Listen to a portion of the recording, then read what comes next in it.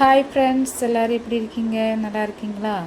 அப்போ இன்றைக்கி என்ன பார்க்க போகிறோன்னா முட்டை பொடி மாஸ் பண்ண போகிறோம். எப்படின்னு பார்க்கலாம் வாங்க. 4 பெரிய வெங்காயம் சின்னதாக கட் பண்ணி வச்சுருக்கேன். 2 பச்சை மிளகா நடுவை பொளிச்சு வச்சுருக்கேன்.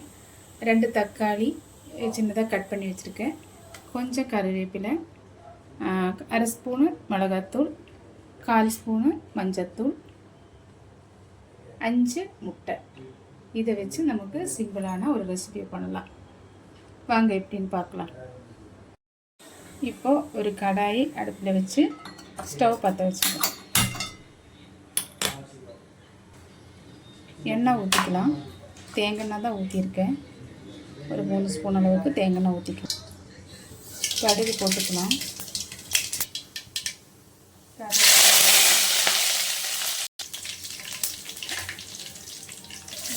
போட்டுக்கலாம்.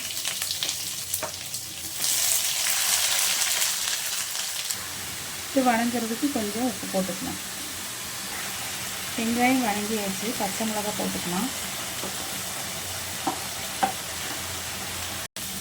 வெங்காயம் வணங்கி வச்சு தக்காளி போட்டுக்கலாம். இந்த மிளகாத்தூள் மஞ்சள் போட்டுக்கலாம். இப்போ இந்த ஸ்டேஜில் நம்ம உடச்சி வச்சுருக்கணும் முட்டையை சேர்க்கலாம்.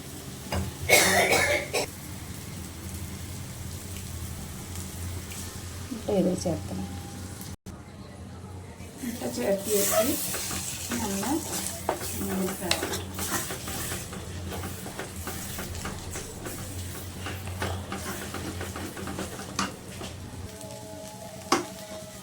மாதிரி நல்லா ஃப்ரை ஆகும். இப்படியே நம்ம சர்வ் பண்ணிக்கலாம்.